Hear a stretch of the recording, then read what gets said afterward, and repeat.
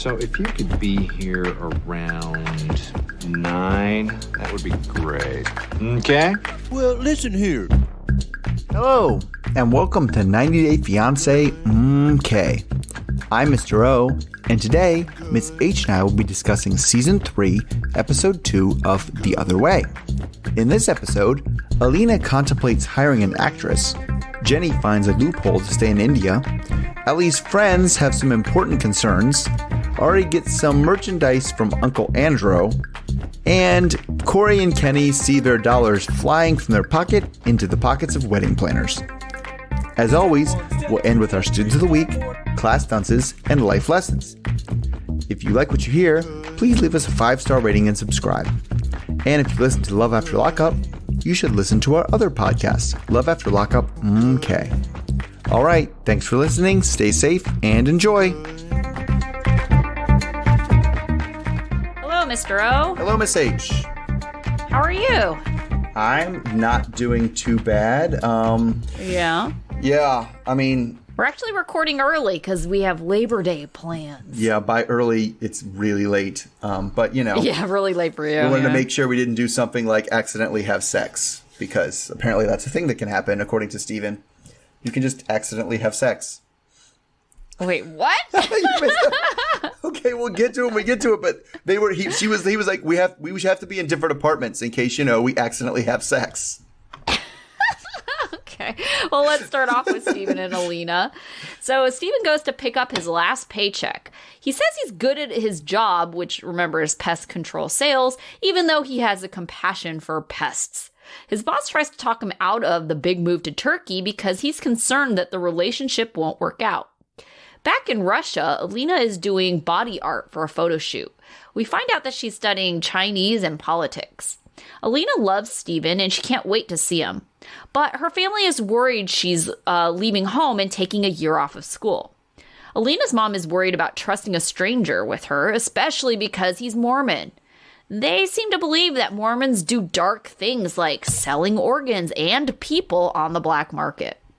Alina has been reading the Book of Mormon and she's been going to classes. She's open to marrying Steven. Her grandmother is concerned that it's just all way too soon and Alina is just too young to get married. Later, Alina is packing with her friends, Nastia and Julia. The friends pry and ask about sex, and Alina admits that they are saving themselves for marriage. Alina is counting on Steven proposing in Turkey, even though he admitted that he was talking quite a bit with a friend who is a girl, and he's even asked her if he can date other girls. Alina did not approve of him dating anyone else, and she just basically has to trust that Steven is telling the truth. The friends suggest hiring an actress to test Steven's loyalty. I know. They kind of made it sound like everybody does this. It's on TV. It's like, what? Oh, everything that people do on TV just is that everybody does. Mm-hmm. Sure.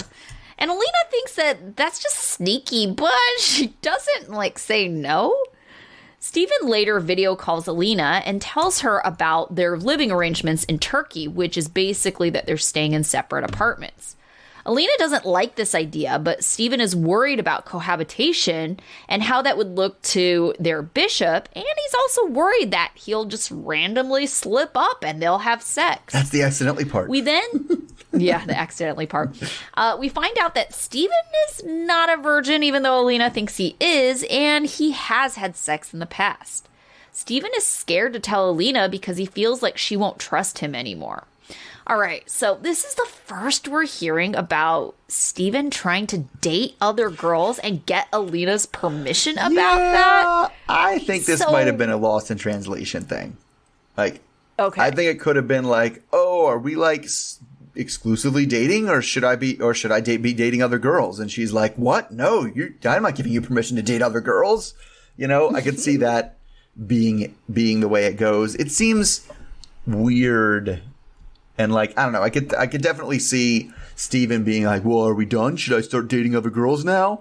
And her thinking he's asking permission to do that. But I don't know.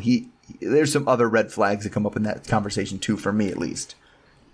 Yeah. Okay, the red flag is the whole, like, Steven insisting that they don't have sex, even though he's had sex in the past. I just think that it's just really hypocritical, and it kind of bothers me that there are some guys out there that kind of dismiss their own behavior, but for some reason they want to marry someone virtuous and a virgin.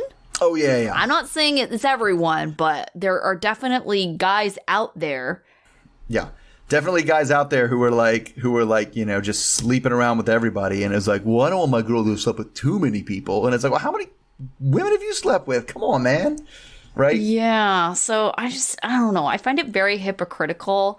And it just, like, I feel really bad for Alina, but I don't really know what the real answer is here. Well, the real answer is you should have been honest about, like, hey, you shouldn't. I've had sex in the past, but I don't want to anymore. That was a mistake. I want to live better. Yeah. Right? Because the other thing too, I don't know if you caught it. He didn't say a sexual relationship. You're right. I was just going to ask. I was like, so how many people did he actually have sex with? Because he didn't say, oh, I slipped up with, my girlfriend. He didn't even make it sound like, it just sounded like he was whoring around, It wasn't like, oh, this was like. And that's what I worry about these fellas. We fell asleep watching the movie. That is a total, like, young 20s guy move. Oh, we fell asleep. I guess I'll stay here and maybe we'll just cuddle a little bit and then maybe some more will happen. Like, very much a thing. All of a sudden you're playing just the tip. That's exactly what I'm saying. That's where it leads to. That could have been them. Goodness. Because I don't know. He definitely seems like a just the tip guy. My friends were telling me something like, my friend who lived in Utah. Okay. And so I don't know what I feel like we should probably do more research on this, but they talked about some kind of soaking thing. And they said something like Mormons, and like I said, do not hold me to, like, the accuracy of this information, but my friend told me that Mormons kind of believe in this soaking thing, which is it's okay if it's in there as long as there's no movement. I was like, what the heck? That doesn't. I don't think that's an officially religious, that's not a decree. That's not it's probably not a religiously sanctioned activity still. No, I don't think it is at all. I think it's something that the kids made up just to, like, say it's okay. Also a very, very poor technique. I don't understand what anybody's getting out of that. I don't know, just to get it in, I guess, right? That's not really the end goal. I feel like there's a difference. Maybe maybe they just need more education or something. I don't know. But okay. Yeah. Don't hold me to that information. Yes, please don't. We don't need to hear that. Okay, I was really confused about this. Why, when they were introducing Alina and she was putting before we saw her, we knew we were in Russia, and before we saw her drawing her thing on, they were playing like Harry Potter music? It's very weird. Yeah, I was confused about the music too. I was like, "Oh, this is an interesting choice." Yeah, I was like, it was recognizable though, and usually we don't get recognizable songs on but I was this like, show. This is like Harry Potter music, right? It's very weird. Very weird. I loved her reaction to his like, I got 2 apartments, and she was just like, she's like, I'm not okay with that. Don't you think that sounds stupid? Yeah. Like, but I mean, his argument about, like, what it looks like to the bishop, like, if he's supposed to get the bishop, I don't know how it works, but if he said that, if he has to get the bishop's blessing for their marriage, and cohabitation is something that he thinks would not be okay. But then at the same time, it's like, okay, from, like, a logical perspective, right? Say you cohabitated with someone. It's like, if you didn't bless the marriage, what else are they supposed to do? Because it's already happened. Right? So you're just supposed to be like, oh, you need to start over with someone new that you haven't cohabitated with, and then you can marry that person. You can't get married to this person now? Yeah. Like. Yeah, you have to go start over with someone new. Like, I don't really understand, why that would be a no. Right. It might be a not right now. go live apart for a while, I guess. I don't know. It seems... But that also doesn't make any sense. It doesn't logically make sense to me, but I don't know. Sometimes religious rules aren't always incredibly logical. Yeah, that's true. That's true. Sometimes. Well, I was going to say, let's talk about somebody else who's not incredibly logical, which honestly could be anybody that we could go into. I know, right? It's like, segue, awesome, got everybody. But all right, so I'm gonna stick with Ellie, actually. All right, so Ellie is having an early Friendsgiving before she goes off to Providencia. Hiromi is the only one of her friends that knows she's actually moving to Providencia to be with Victor. The other friends just think she's going on a trip to Colombia. In fact, the two friends, Scott and Kelly, don't even know that she's back with Victor after the cheating, which they do know about. She tells them over dinner that this isn't just a trip and she's moving down there permanently. Kelly thinks the whole thing is pretty nuts and Scott is taken aback. She wishes that she never told them about the cheating because they're all being really judgy about her decision and also about Victor. And Kelly worries that, Victor's a really charming guy and he's going to be able to charm her pants off even when he's doing her wrong. And that's what we kind of get. Scott indirectly gets at Victor maybe being after her money. Ellie says she pays for some things like helping him with the house because she's going to live in the house and she wants it to be livable. The house in question is something that he's building on the beach, which still, when they show pictures of it, still needs a whole lot of work. The friends think she should go do a background check on him, but she trusts that he's been honest about his past, which includes a domestic violence charge that he picked up after catching a girlfriend cheating. Eesh. Ellie doesn't like this, but she feels it's not indicative of who he is. So Ellie is concerned now that no one thinks this is a good idea. So when she gets home, she wants to Skype with Victor for some reassurance, which he kind of takes the form of a long chin rat tail that he has. It's weird. Anyway, she brings up how she's still dreaming about the situation with him and the woman he was sleeping with, and Victor says the other woman is definitely not on the island anymore. She bugs him a little bit more about the cheating, and it's like, we have to talk about this when I get there, blah, blah, blah. But she says she's taking this leap of faith because she feels that he is her soulmate. She asks about the house, and he says that all he needs to do left is paint, but first he's more concerned about the hurricane that's coming. So he's going to put everything in the kitchen and get to higher ground. It's actually the conversation we saw them have at the very beginning of. I thought this was going to last a little bit longer, but it was the very beginning of the first episode.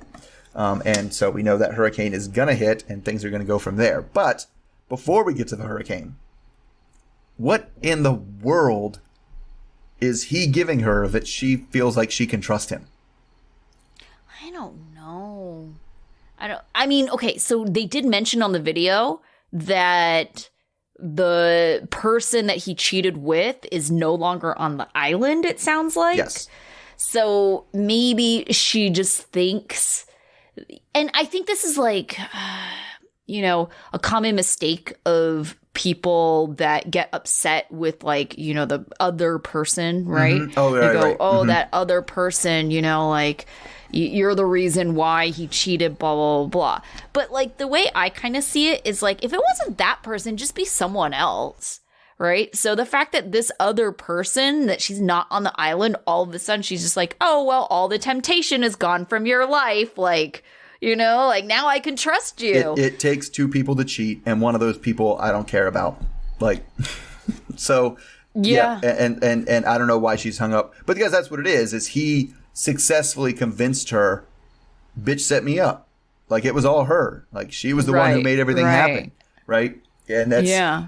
And so she has more trust now that that other person is gone. But it's that's the only thing that I think he's really. And that's not even him. That's the other woman, She just decided to exit the situation on her own. I mean, I just don't understand how you find out about this cheating and your first. Not your first reaction. Obviously, your first reaction is crushed and blah, blah, blah. It's terrible. But how one of your very shortly after follow-up things is immediately, what else are you lying to me about? Yeah. And especially when I know you have been arrested for domestic violence. What else are you lying to me about? And so I don't. And obviously, you were really good at covering up that first lie, right? So I would, the assumption is going to be there that you're just like, you clearly fooled me about this. What else are you fooling me about? And so I don't understand why she's so resistant to the background check, unless, and here's something to run by you, she just doesn't want to find things out. Like, she wants to kind of keep things where they are. Well, I kind of feel like she doesn't want to find things out at this point. Like, maybe the fact finding would have been a little bit better before, but at this point, she doesn't have any interest in finding out the real truth, because at this point, it's kind of too late. She's already sold her business. She's already selling off her stuff. And then now she finds that she just made an awful, awful mistake. Like, if I were her and, in that kind of in situation, I don't know. Maybe I wouldn't want to know, because I would just be like, okay, I'm just going to try to make it work, because what do I have left? Right. And so this ignorance is bliss. Why wouldn't you want to know before? Because she wants to talk him to death about it. Like, make no mistake. She wants to go to that island and talk to him about nothing besides this cheating. Like, right. And that's... But I think it's too late, or she thinks of it as too late to change her mind. So she would just rather not know anything else that's bad. So that's why she's kind of in denial about it. Well, and that's my understanding is it's a pretty common push and pull. Like I said, is the person who was cheated on just wants to talk about it all the time. And the person who did the cheating feels like, I've already explained everything to you. Like, why are we still talking about this? We can't move on if you won't stop talking about this. And they grow resentful of each other, because one person always wants to talk about it, and the other person is like, what's the point of keeping to talk about this? And so I think he's okay for now, but I can already kind of feel him getting annoyed that she's still talking about this. Yeah, I don't know. That is a very good question. How do you move on from something like that? Like, what are you waiting to hear for you to move on? Right. I don't think it's the nitty gritty details. It's not. I don't think it's a state of mind.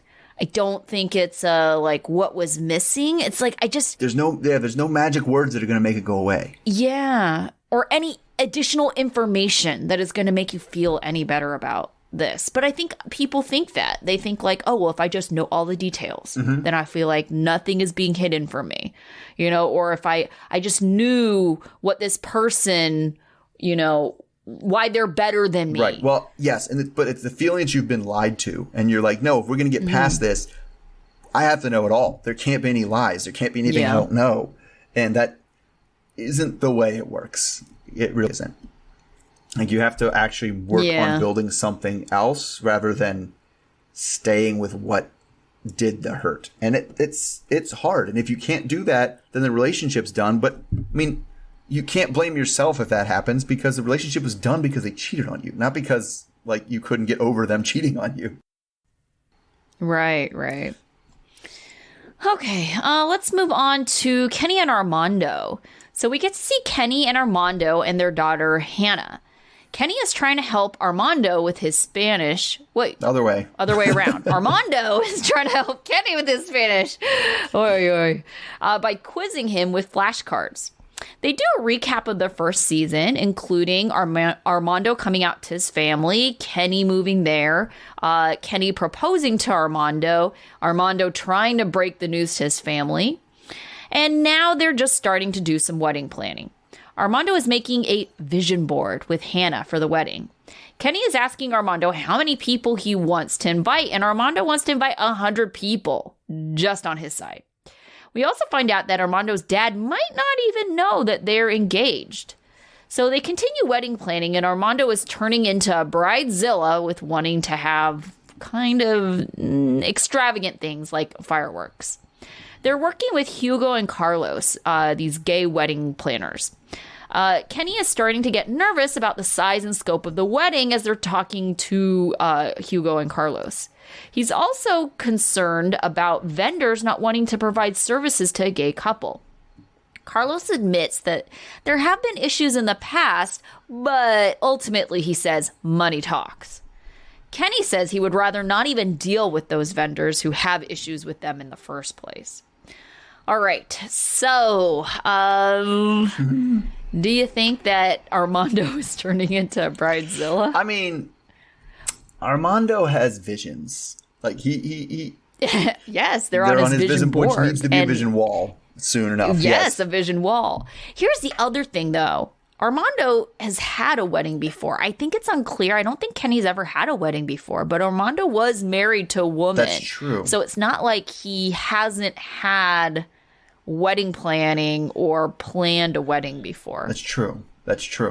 It's a little bit different now because I don't know, because Hannah's involved, and we don't know what the old wedding was. It was definitely it was highly likely not something that he planned, but more like something that was kind of planned around him. If it was a family affair and stuff like that, especially if he says like it is, it's one of those places one of those things that's, I don't know, another one of those things that people always say about their culture and that is really shared by many, many cultures, and people act like it's specific to theirs. Like, it always bothered me like, no, these people are so loud. And I was like, yeah, everybody's loud when they're with their family, man. Like, but this one is, we have really big weddings and we invite everybody to them. And I was like, yes, many, many cultures and many, many places have big weddings. It's not like, and I don't think he was saying that it was unique to Mexico, but, yeah, it's tricky because so much of his vision is beyond his control. And I don't know if he's ready to give that up. Yeah. I'm also wondering too, like they kind of made a big deal about how Armando's family was all really awkward about Armando coming out and Armando telling them that they were getting married. Yes. Do you think that Armando really has 100 family members that are ready and willing to go to this wedding? Yeah, there was a lot of people that lived at that compound where the family was. Yeah. But and I feel like some of the younger generation would go, but he's going to be disappointed because there are people that he wants to invite that are just going to be like, I'm not going to a gay wedding. That's not happening. Right? Yeah. And so it's almost tricky because I feel like he's setting himself up for a little bit more disappointment because he wants to invite so many people, and there's going to be a lot more.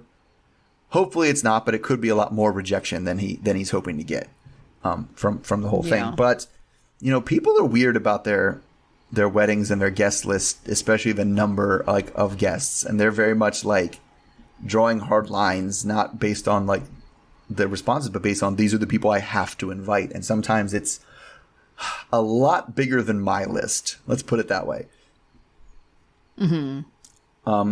But yeah, I mean, because and that's what they started to have already. The wedding, arguments over the 150. He's like 50 to 100. Armando's like, or 200. 100 on my side. Yes. Oh, and that's yeah, that seems. And I think 100 isn't, all things considered, all that big of a wedding. Yeah. But it's clearly more than. It's tricky because I don't know that Kenny's list, even if he had his whole list, it's probably not that big, right? It's probably going to be his kids and their families and brothers and sisters, and that's it, right? So I don't know, but he has more than maybe 25, 30 on his side. Yeah. All right. But speaking of wedding planning, let's move on to Corey and Evelin. Oh, gosh. So Corey is washing the dog, and Evelin says she's excited to meet the wedding planner. She says that she wants something nice enough to make all of her friends jealous. So everything has to be the best because, of course, Corey's paying for the whole thing. So Corey says that maybe she could help out a bit, but she says, nope, that's not how we do it in Ecuador. Groom pays for everything. Here, Ecuador, we're in Ecuador. Evelin doesn't understand why he's even asking about money, because he's been like begging her to get married for 6 years. Did he not save up any money for the wedding? So they plan to do the wedding on, the plan was for them to do the wedding on their undeveloped beachfront property that they own together. But the wedding planner says, this isn't going to work because not only are there no walls or a floor or anything, but you're also not connected to water, sewage, or electricity. So the planner has some ideas for nearby things, and she brings out her big binder full of prices. Corey gets relieved for a half second because he's confused, and thought that the price for the dress alone was the total price of the wedding. And he was like, oh, yeah, that seems pretty reasonable. We could totally do that. And they're like, wait a second, no. That's just the dress. The total cost of the wedding can go up to $50,000. Which, in the interview, Corey thinks that that's bullshit that he has to pay $50,000 for a wedding because my brother paid $5,000 for a wedding in the States, and this is in Ecuador, so I should be able to do it for cheaper than that. So anyway, he even calls it a third world country and everything. But anyway, when they're going over the stuff, he starts freaking out about how he's either going to, because he has to do one of these two things, he either has to A, find a way to pay for this, or B, convince Evelin to scale back. All right, so given those two choices, pay for this or convince Evelin to scale back, which one is more likely? Ooh, that's a good one. I see Evelin constantly holding it over Corey's head. Hey, I didn't even want to get married, so if we're going to do this, we got to do this right. I can see her saying that. Like, I didn't even want to get married to you. Yeah, but, I mean, what can Corey do? If Corey doesn't have money, he doesn't have money. I feel like he is going to end up paying for it however he can pay for it. I don't know if that means selling their little beachfront undeveloped property, but Corey's gonna have to pay. Evelin is just, I don't like her as a person. No, absolutely not. She's incredibly superficial. I mean, didn't she like get on Corey about like gaining weight, the last season? And it's like just the reason why she wants to have the wedding, like to me, just shows how superficial and terrible she is. Yeah. It's just like, I just want to make my friends jealous. That's the only reason why I want to do this. I think she wants to have the wedding so she can antagonize Corey for however long it takes to do the wedding. Yeah, right. Like, that's literally what it looks like. What does she want to do with this wedding planning? I'm going to make this guy pay, and I'm going to give him a hard time, and I'm going to make his life miserable until this wedding happens. I do kind of see it as payback. Yeah, I do see it as payback. Especially because she's mad about the Peru girl. I'm just going to go above his budget until he has to cancel the wedding, and we won't get married, and I get to piss him off. I could see that too. 2 birds with 1 stone. How about that? Yeah. Yeah. I do think she's trying to make him pay. She absolutely is. Like, and whether she's trying to make him pay literally, like with dollars to pay, or whether she's trying to make him pay through like emotional manipulation by like making him stress about this the entire time and fight with her the entire time. Is another thing. I think she'd be okay with either one. If she gets the wedding that makes all her friends jealous, then that's cool too. Well, I do genuinely think she wants that because she told us that in the interview. She didn't even say it in front of Corey. Well, I mean, I think that it's kind of one of those, well, whichever one works out, I'm fine with that. Like if I get a wedding, she doesn't have to have a wedding, but if I get one, I do want it to be one that's like so crazy expensive. Which, I mean, when you think about it, I'm looking at this, the $50,000 in terms of, Ecuador versus U.S., right? I think the average wedding in the U.S. is something like $30,000, right? Mm-hmm. Unless you're like Corey's brother or me, and you're just like, whatever, we'll have some beers in the backyard and as a wedding. Fantastic, good. That's how you can get away with a $5,000 wedding. If you actually want to do the wedding stuff at a wedding venue, it's going to cost you. But like, so $50,000 for their absolute top of the line wedding is actually pretty cheap. Like, because if you go to an American wedding planner and show me what's the most expensive wedding you have, it's going to be a whole lot more than $50,000. Right. Yeah. Okay. Speaking of weddings, let's talk Jenny and Submit. Jenny is upset and threatening to leave. She's yelling and saying she's not listening anymore as Submit tries desperately to calm her down. They've been planning on going to Nepal to stay there for a few days to then come back, but because Submit's father-in-law has his passport and Nepal closed its borders, that plan seems to be out. Submit offers to pay for Jenny's flight, but Jenny says she's just going to go back to America and she's not sure about their future. Submit just kind of says all right as Jenny begins to angry pack. Jenny asks if Submit ever intended on marrying her, and he is just silent. But it ends up that the visa denial was just a clerical error, and after Jenny reapplied, it was approved. They then go see an immigration lawyer because Jenny is concerned about her options, especially if Summit really doesn't ever marry her. Jenny doesn't want to give up her American benefits because she is receiving retirement benefits. So when the immigration lawyer asks her if she's willing to give up her citizenship, she says absolutely not. The lawyer then offers ISKCON, which is a missionary visa, which means she would have to become a Hare Krishna devotee. Jenny thinks that sounds a little far out. She's also skeptical that you don't have to actually do anything for this visa, and Summit just sees it as a loophole. Jenny is willing to explore this as an option if it lets her stay in India.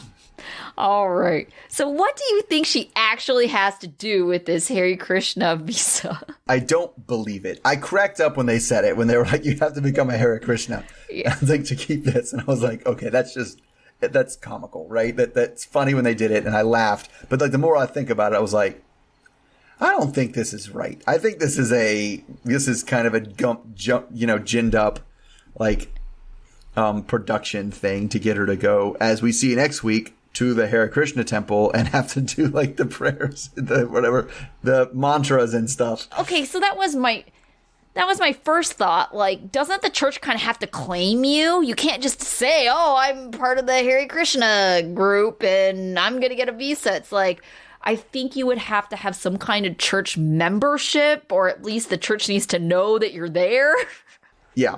And so, I mean, you'd imagine you have to join the church in somehow, assuming it's a legitimate visa. But, like, I don't know. Like, most churches are not pretty good on, at least I would think they're not very big on, like, people who clearly aren't into it, like, converting.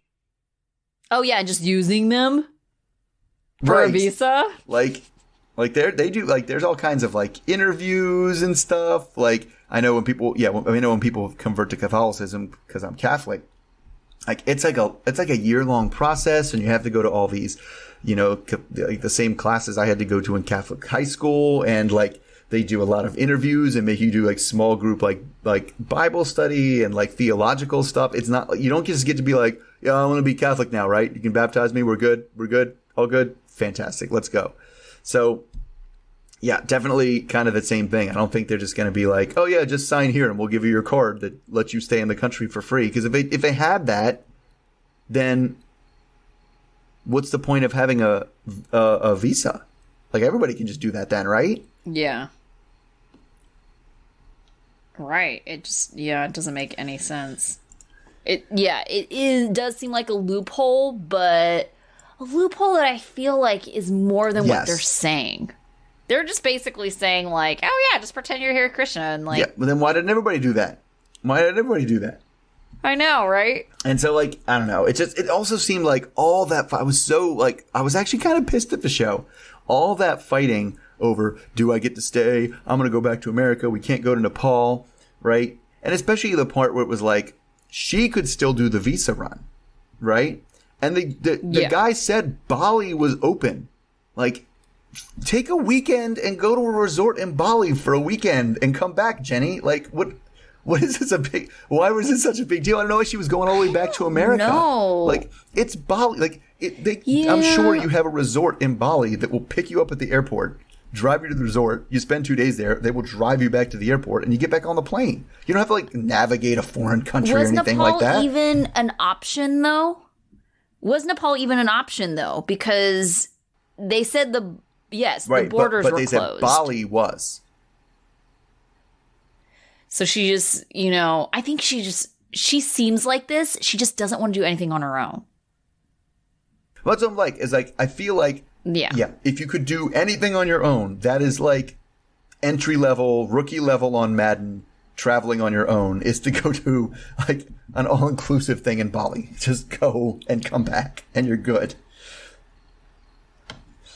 All right, but then after all that, it was just like, oh yeah, no, it was fine.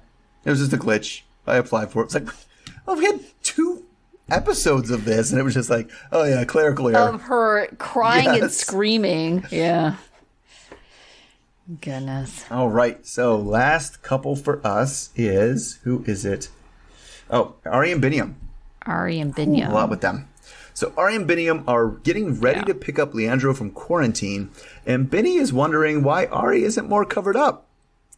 She talks a little bit more about why they got divorced, which still doesn't add up at all, no matter how many times she explains it. That she was with him when she was young, and she wanted to find herself 10 years later, apparently. And she also throws out that, pre-Biniam, she had always just assumed her and Leandro would end up back together. So before getting Leandro, though, she's going to get her nails done, as Binny explains that he's concerned that she's trying to look nicer and also sluttier today than she usually dresses. She says that she just wants to look nice in general, not specifically for Leandro. Then she shows Binny the nails she got done, and she's not wearing her engagement ring. So she claims it was just an accident, and Binny is upset about that. To her credit, Ari at least understands why he's upset about her not wearing the ring when her ex-husband is coming. And so he just is like, he is mad enough that he leaves the salon to go get it and come back. So the next we see him, they get on the bus as Binny expresses his fear to Ari that Ari will leave him for Leandro and he'll lose his family again. So anyway, Leandro gets there and she runs and hugs him and then, makes the two guys hug. It's like, hug each other, guys. I was like, that's weird. Binny doesn't get it because Leandro doesn't look like a hot American. He just looks like some nerdy guy. But anyway, Binny knows that he has to make him feel welcome, but also wants to have a man-to-man talk about his intentions with Ari. Leandro can sense the intention of the situation, but hopes they will become friends at some point. So anyway, then they take Uncle Andrew to see the baby, and Binny feels some kind of way about how well the kid took to him. And he thinks he's got to watch this guy with a suspicious eye. So after Avi gets put to bed, the adults sit down to awkwardly sit in silence until Leandro brings out the suitcase of gifts. Well, some of them are actually gifts, but other things are things that Ari more or less ordered from America that she can't get in Ethiopia. Unfortunately, some of these things are bras, which makes Binny extremely uncomfortable. So uncomfortable that Binny misses the speakers that Leandro was trying to give him and holds out this is for you. This is for you. Pay attention. He holds it for 5 minutes. Anyway, after the gifts, Binny asks why, if your relationship was so great and you're still not together why are you still not together? Right. And then she says how she thought, she was going to move to Indiana with him, but instead just couldn't do it and left to find herself traveling the world. And she never actually officially broke up with him. And she then, I stress that Biniam is in the room and actually asked the question that she's answering, says that, she didn't technically break up with him because I kind of wanted to keep him off the hook in case I wanted to be in a relationship with him again. All right. So God. I feel like Ari is handling this situation just awfully. Terribly. What could she have possibly done worse? It's every step she takes is the wrong one. Know. Yeah. Yeah, I mean, there really isn't anything she could have done that was a whole lot worse other than just making out with Leandro right there. Okay, so then let's back up to go the other way. Yeah. What could she have done better? I think been a little bit more considerate of, how her answer would affect Biniam and been a little bit more diplomatic about it. Because, at this point, it's I feel like her answer was more for Leandro than it was for Biniam. Mm-hmm. Right? If Leandro had asked her that, that would be the kind of answer he would be hoping, I guess, to hear. Yeah.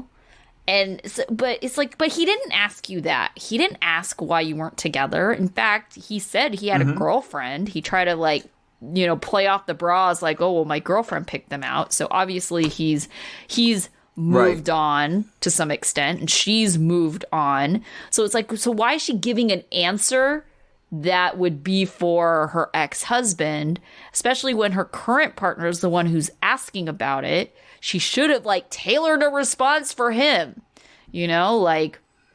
We just wanted different things in life. I just kind of left. and if she said something like that, because it was the truth, at least, at least we can assume it's the truth. She could have said, I just left. I never really had a conversation with him about it.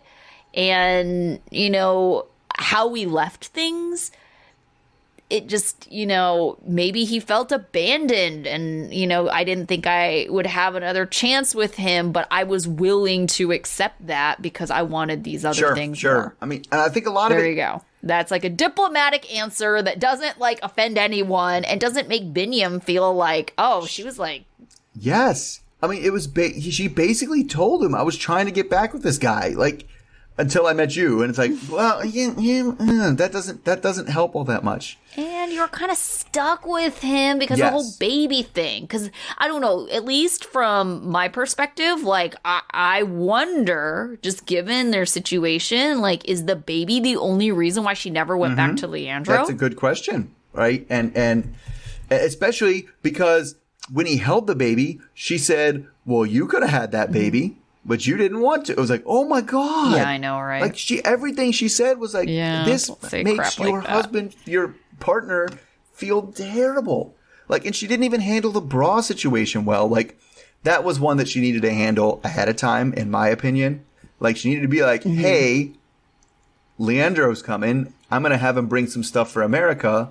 Do you want anything? Because I'm getting XYZ. I'm getting toothpaste and I'm going to have him grab me some bras. Because Binyam didn't know they were coming and seemed to think they were a gift. And not something that she had because I totally get that. I know people in foreign countries and they're like, hey, if you're coming, bring this because I cannot get it here. And it's that thing I liked in America. Yeah. Because he thought it was a gift, he also was suspicious. You still remember her bra size? And it's no, I'm pretty sure she told him exactly what to get because she was the one asking. Yeah, I'm sure she told him the thing and the size. And he didn't get the right ones if he caught that. It was he couldn't find the ones she wanted. Yeah. But he got her these are similar. My girlfriend says so, which is, where you go with the bra size. But it was, I don't know. The same thing was it was that's the one where I was you don't want to say it to him, but because he was also oh, you're kind of showing some leg and you get some cleavage down here. And that one was kind of, I was it's my ex-husband, right? And he's seen it all before. He's seen it all. He's seen it all. It's not like I need to tease for this or anything, but I don't know. She seemed to be pretty, blatantly putting it out there, and she could have framed well, right? She could have framed that diplomatically. Why are you dressing so nice? Why do you want your nails done? It was because I want to show him how baller we are, right? We're together. We're cute. We look great. What a great couple we are. I want to show off how well I'm doing here. But she doesn't do that. She's going to I'm not doing it. It's not because of him. I always dress like this. And he's clearly you don't. No false. Yeah.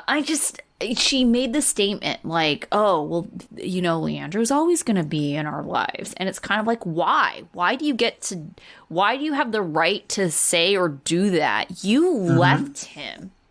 So do you really, did you really expect that he would always be in your life if you consciously left him? That doesn't make any sense to me. When you made the decision to leave, you were giving him free reign to cut you off out of his life. That you absolutely were doing that. Yeah. And that's something that, like you said, I could weigh that, and I decided that was something I was willing to give up to do these things that I wanted to do.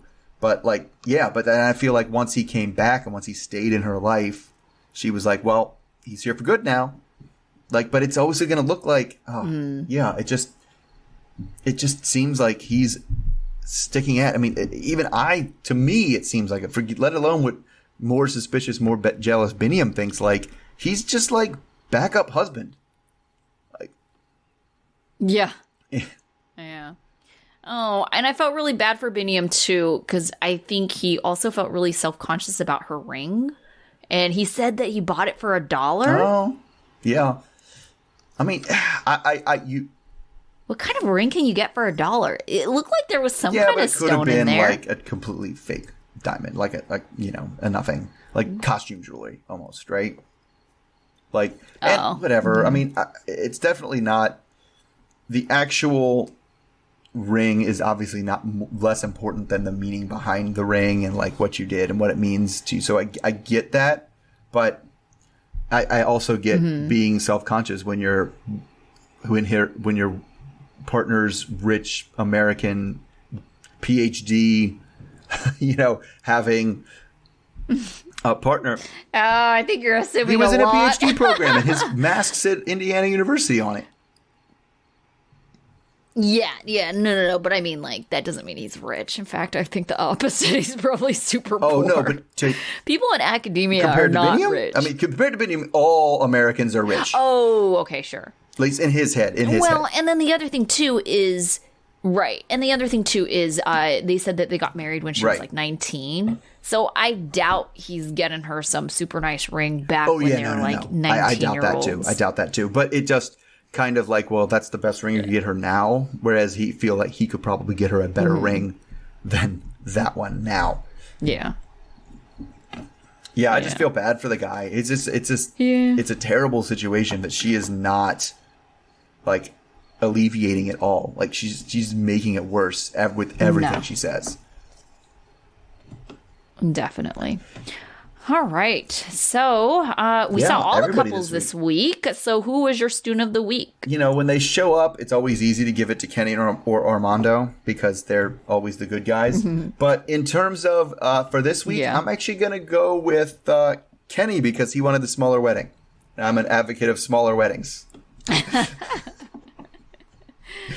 That's funny. So I felt like this week no one did anything super great. So it was hard for me to kind of think of someone. So I went with Ellie's friends. Yeah. They were trying to be supportive, but also asking the kinds of questions that are keeping her accountable and getting her thinking about keeping Victor accountable. Right. So they're just looking out for her at the end of the day. And they weren't mean about it. Because sometimes you get family members that are mean about it, And the thing is, they didn't really, they kind of touched on it. They touched on it with Hiromi last time and Kelly this time. Like, that hurts. Like, when your friend is like, oh, yeah, this dude who cheated on me. And I'm not saying that your deep, romantic marriage relationships are going to, take precedence in your life over marriages. But to be like, oh, yeah, I'm just going to move away from all of my friends, all of you who meant so much to me. I'm just going to move away from you guys to be with this asshole that cheated on me. Like, oh, that hurts them. Like, it does. Yeah, definitely. All right, who was your dunce? Ari. Yeah, I had her too. It's like, come on. You were the worst this week. Worst. You made them hug each other. Just I know. Terrible. It's like, oh, so many times it was like, why would you say that? That's what you Why would you do that? Yeah. God. All right. Okay. What about your life lesson? All right. So this one goes to, and it's kind of not a direct life lesson as much as it's like a history lesson, because we had Ellie and she briefly said something about Hurricane Katrina, right? That was only a Category 3 storm and it did all this damage, right? I don't know. It's helpful to always remember that Hurricane Katrina, while it was a natural disaster, was really an engineering failure. Like, it was the levees. If the levees held and they were supposed to hold, it wasn't like too much water and the levees overflowed. They didn't hold. It was a failure of a system that really caused most of the damage of that storm. And so, to look at a hurricane coming and to think Katrina, it's like without that engineering failure, it's really not a comparable thing, right? Levees were not going to break on that island because there are no levees on that island. Right. It's still scary though, right? Oh, it's definitely scary, but it's just something that always kind of is a pet peeve of mine when people look at dangerous hurricanes and we're like, how does it compare to Katrina? And I was like, well, Katrina was kind of a unique situation based on what actually did the damage. Yeah. Okay, so mine is for Armando and probably Kenny. Anytime you're going to do something big, and I guess this kind of goes to Corey and Evelin too, because they're also in the midst of wedding planning. So anytime you're going to do something big, you really need to set a budget before and don't just figure out how much things are and then decide whether or not you want to pay for it or not. You know, like, it just confuses me.